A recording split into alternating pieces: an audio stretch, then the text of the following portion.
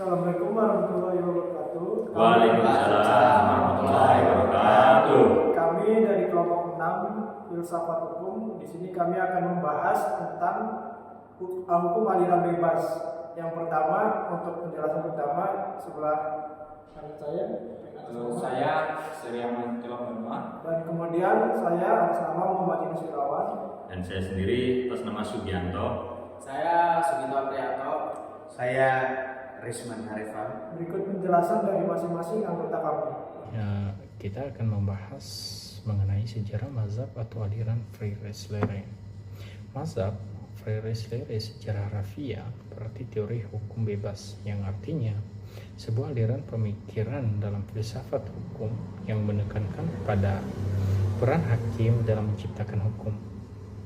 Mazhab ini dalam filsafat hukum yang berkembang di Jerman pada akhir abad ke-19 hingga awal abad ke-20. Filsuf utama di balik aliran Freire-Slere adalah Hermann Kantorowicz. Ia adalah seorang ahli hukum Jerman yang mengembangkan konsep ini pada awal abad ke-20. Dalam pandangannya, Kantorowicz menganggap bahwa undang-undang atau peraturan tertulis tidak selalu cukup untuk menangani semua kasus hukum yang kompleks, sehingga hakim perlu memiliki kebebasan untuk menerapkan prinsip-prinsip keadilan keputusan yang fleksibel sesuai dengan konteks sosial. Hermann Kantorowicz sebagai tokoh utama aliran ini berargumen bahwa hukum harus lebih fleksibel dan kontekstual, memberikan ruang bagi hakim untuk menginterpretasikan aturan hukum berdasarkan nilai-nilai sosial dan moral yang berkembang dalam masyarakat. Alur pemikiran Freire-Slere mulai menyebar ke seluruh Eropa, khususnya setelah Perang Dunia I. Para ahli hukum dari berbagai negara mengadopsi elemen-elemen dasar aliran ini, seperti fleksibilitas interpretasi hukum dan penerapan prinsip keadilan yang dinamis. Di Eropa, aliran ini bersinergi dengan sosiological jurisprudence yang dipelopori oleh Eugen Ehrlich dan pemikiran realisme hukum dari Amerika Serikat yang diwakili oleh tokoh seperti Oliver Wendell Holmes.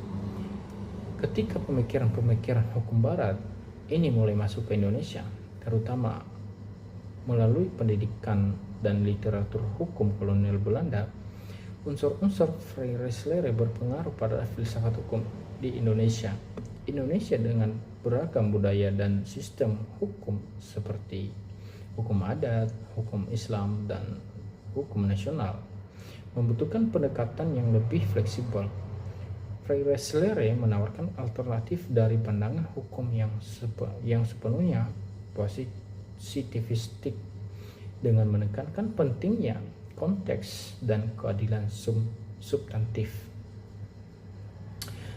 Pada masa kemerdekaan, konsep-konsep Freire-Slere mulai menjadi inspirasi bagi beberapa pemikir hukum Indonesia yang mencari bentuk hukum yang lebih mencerminkan realitas masyarakat Indonesia. Tokoh-tokoh seperti Prof. Sajipto Raharjo kemudian mengembangkan konsep hukum progresif sejalan dengan prinsip Freire-Slere, yaitu bahwa hukum seharusnya menjadi alat untuk mencapai keadilan substantif dan tidak boleh dibatasi hanya oleh aturan tertulis. Pemikiran ini juga mencerminkan pandangan bahwa hakim seharusnya memiliki ruang untuk mempertimbangkan konteks sosial budaya dalam penerapan hukum, bukan sekedar menjalankan teks aturan secara kaku. Seiring waktu, pengaruh Freire-Slere dapat dilihat dalam cara hukum di Indonesia menyeimbangkan peraturan formal dengan norma-norma sosial dan keadilan yang hidup di dalam masyarakat, yang menjadi landasan bagi filsafat hukum Indonesia yang lebih dinamis dan adaptif terhadap perubahan. Meskipun awalnya perkembangan di Jerman ide-ide Freire-Slere mulai tersebar ke negara-negara Eropa lainnya, Aliran ini memiliki kesamaan dengan aliran sociological jurisprudence di Amerika Serikat yang diwakili oleh tokoh seperti Roscoe Pound dan Oliver Wendell Holmes, yang juga berpendapat bahwa hukum harus mempertimbangkan nilai-nilai sosial. Pengaruh ini kemudian membantu mengembangkan legal realism di Amerika Serikat yang berpendapat bahwa hukum seharusnya hanya berupa aturan yang statis, tetapi mempertimbangkan dinamika sosial dan ekonomi. Pengaruh Freire masuk ke Indonesia seiring dengan perkembangan pendidikan hukum di era kolonial Belanda dan berlanjut setelah kemerdekaan. Dalam konteks hukum di Indonesia, Freire memberikan pengaruh berdasarkan pemikiran hukum progresif yang berkembang di kalangan intelektual hukum Indonesia. Di Indonesia, hukum tidak hanya terdiri dari peraturan tertulis seperti Kitab Undang-Undang Hukum Pidana atau Hukum Perdata, tetapi juga harus mempertimbangkan norma sosial, budaya, dan adat yang berkembang di masyarakat. Oleh karena itu, prinsip-prinsip Freire yang menekankan pada interpretasi fleksibel dan keadilan substantif menjadi relevan dalam sistem hukum Indonesia yang pluralistik, yang mengakomodasi hukum adat, hukum Islam, dan hukum nasional. Hingga saat ini, mazhab Freire terus berpengaruh dalam cara penegakan hukum, terutama dalam pendekatan yang lebih fleksibel dan kontekstual. Banyak negara saat ini termasuk Indonesia mengakui bahwa hakim tidak hanya berfungsi sebagai penerapan aturan yang kaku, tetapi juga sebagai mengambil keputusan yang mempertimbangkan keadilan substantif. Oke, selanjutnya saya akan menjelaskan tentang pengertian aliran hukum bebas. Aliran hukum bebas adalah aliran hukum yang berpendapat bahwa hakim memiliki kebebasan untuk melaksanakan tugasnya sesuai atau tidak sesuai dengan undang-undang. Hal ini dikarenakan hakim dianggap sebagai pencipta hukum. Aliran hukum bebas ini adalah pendekatan dalam ilmu hukum yang dikembangkan oleh para pemikir di Jerman, terutama oleh Franz von Liszt dan para pengikutnya. Berikut ini ada salah satu pengertian aliran hukum bebas menurut para ahli. Contohnya di sini ada Franz von Liszt. Ia mengemukakan bahwa hukum tidak dapat dipisahkan dari konteks sosial dan budaya. Hukum harus dilihat sebagai hasil interaksi antara norma hukum dan realitas sosial.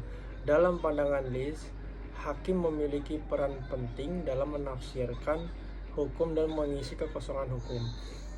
Hakim harus dapat menyesuaikan keputusan mereka dalam realitas sosial dan nilai-nilai yang berlaku.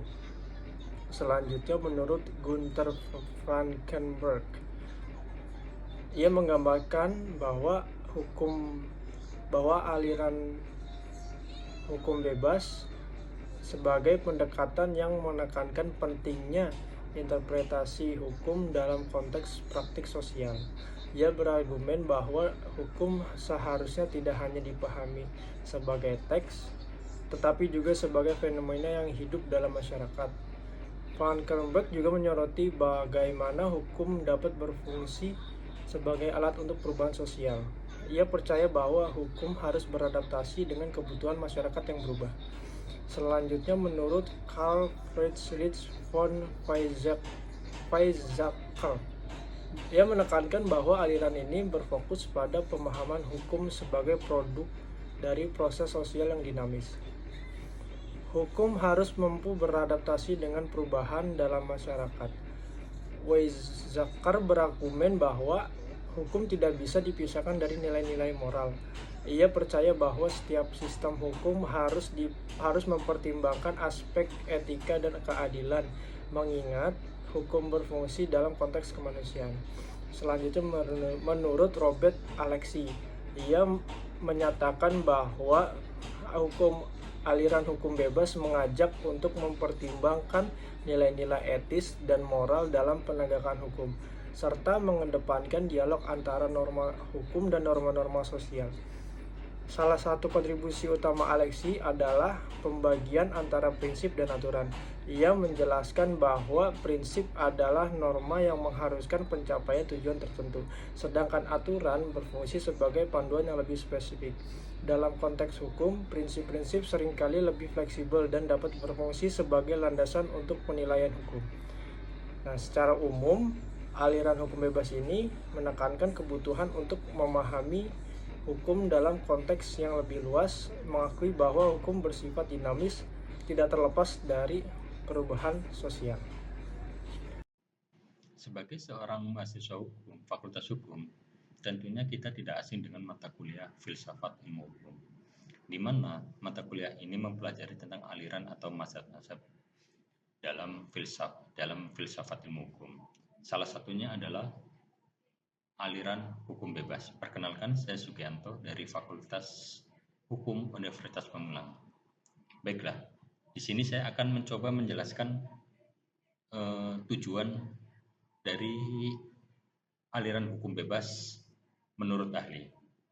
Menurut Sudikno Martokusumo, penemuan hukum bebas bukanlah peradilan yang tidak terikat pada undang-undang. Hanya saja, undang-undang tidak merupakan peranan utama, tetapi sebagai alat bantu untuk memperoleh pemecahan yang tepat menurut hukum dan yang tidak perlu harus sama dengan penyelesaian undang-undang. Tidak mustahil penggunaan metode penemuan hukum bebas ini akan menghasilkan pemecahan yang sama seperti metode-metode yang lain. Ini adalah masalah titik tolak cara pendekatan problematik. Seorang yang menggunakan penemuan hukum bebas tidak akan berpendapat saya harus memutuskan demikian karena bunyi undang-undang adalah demikian. Dia harus mendasarkannya pada berbagai argumen, antara lain undang-undang. Tokoh-tokoh aliran hukum bebas diantaranya adalah Herman Isais, Stampe, dan Vance. Kelompok aliran ini merupakan penentang utama dari positivisme hukum. Aliran ini muncul di Jerman dan merupakan sintesis dari proses dialektika antara hukum, analisis, dan sosiologis.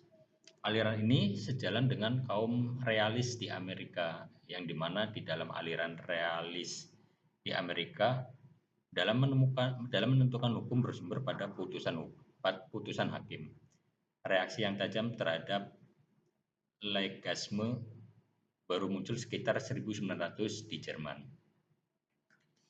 Sedangkan tujuan dari aliran hukum bebas ini yaitu satu, memberikan peradilan sebaik-baiknya dengan cara memberi kebebasan kepada hakim tanpa terikat undang-undang tetapi menghayati tata kehidupan sehari-hari. Yang kedua adalah membuktikan bahwa dalam undang-undang terdapat kekurangan-kekurangan dan kekurangan-kekurangan itu perlu dilengkapi.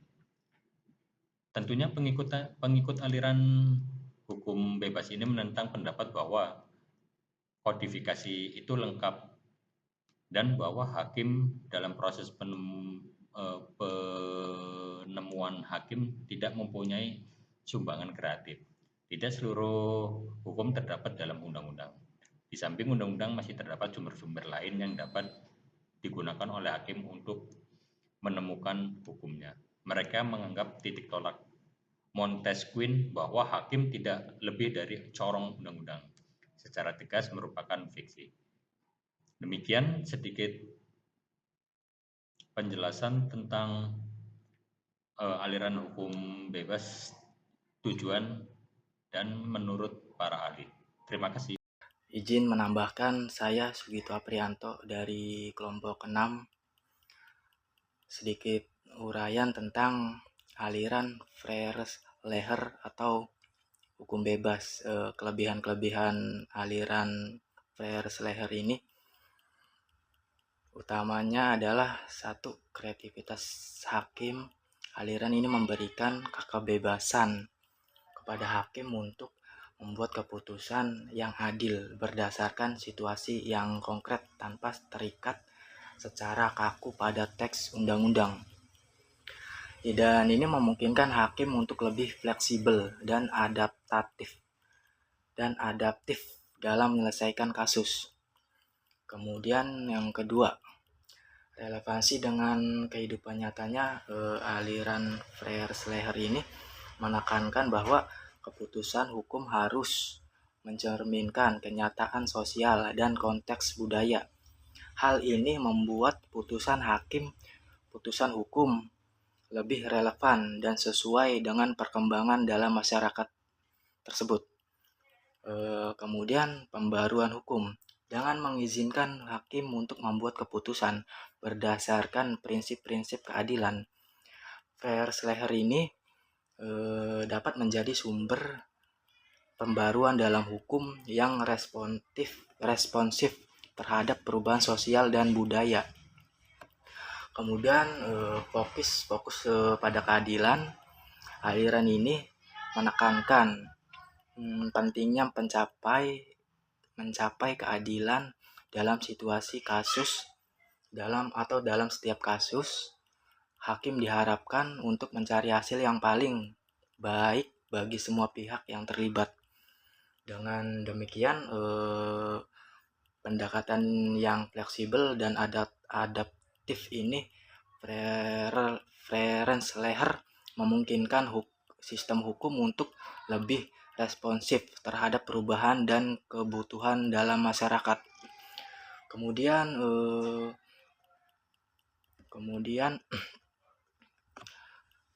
kelebihan aliran Freire-Schleicher ini menurut para ahli yang berpendapat atau berpandangan. 1. Menurut ahli R. Suroso. Menurut Suroso, aliran Freire-Schleicher ini bertujuan untuk memperbaiki kekurangan dalam undang-undang dengan memberikan hakim kebebasan atau keleluasan untuk mengisi kekosongan tersebut dengan prinsip keadilan yang lebih luas. Ini juga menekankan pentingnya res sight atau cita keadilan dalam proses pengambilan keputusan hukum. Dan kemudian menurut ahli Herman Kantorowicz, Eugene Ehrlich, dan Oscar Bulow, mereka berpendapat para ahli ini adalah tokoh-tokoh yang memperkenalkan Freire-Schleicher di Jerman pada abad ke-19. Mereka berpendapat atau berpandangan bahwa hukum terbentuk di dalam lingkungan peradilan dan bukan hanya di meja-meja lembaga legislatif. Hakim berperan sebagai pencipta hukum atau judge made law yang lebih dinamis dan sesuai dengan perkembangan masyarakat.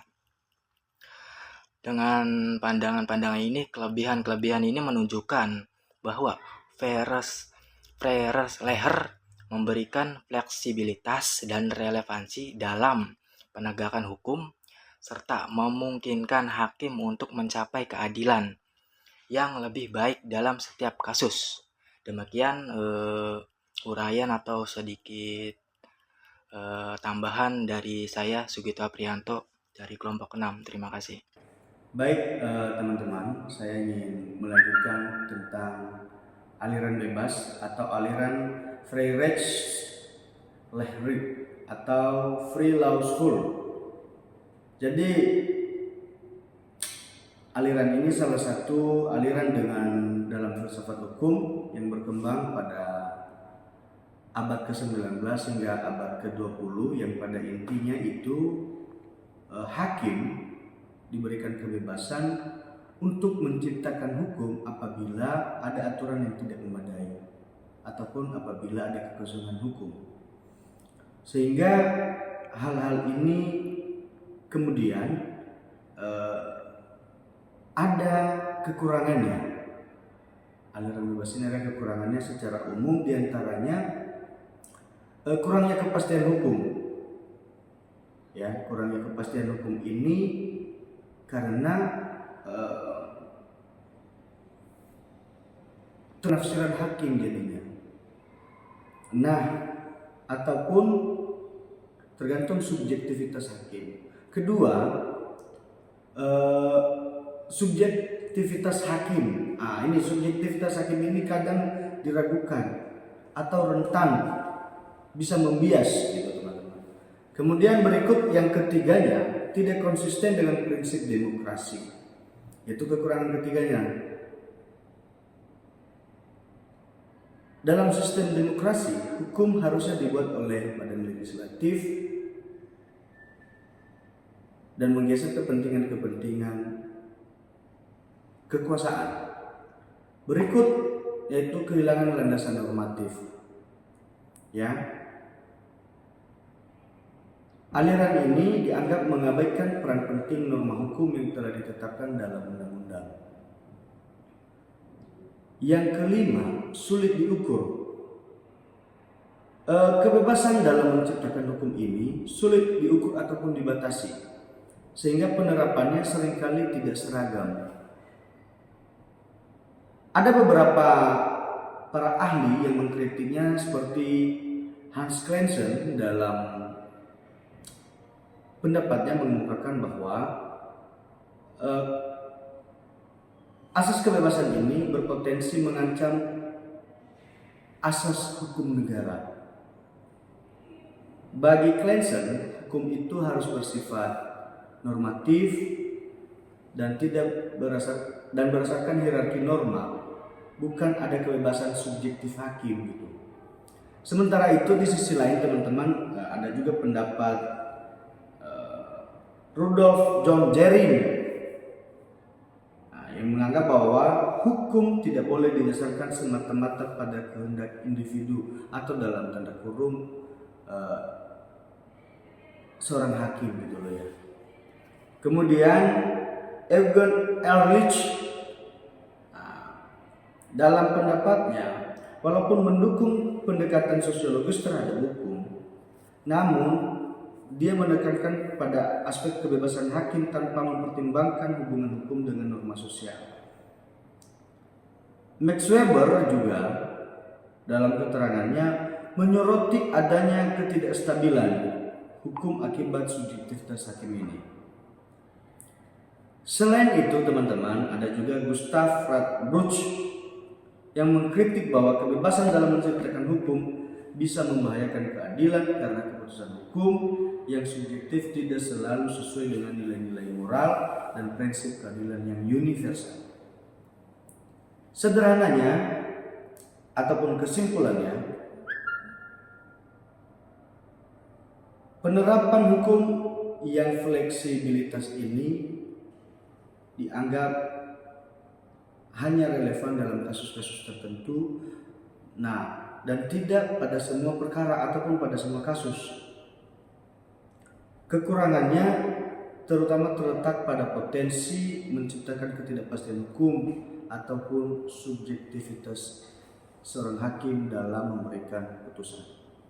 Baik, demikian teman-teman. Nanti lebih lanjut saya kembalikan kepada moderator. Terima kasih. Demikian presentasi kami dari kelompok 6. Lebih kurangnya mohon maaf. Wabillahi taufiq wal hidayah. Wassalamualaikum warahmatullahi wabarakatuh.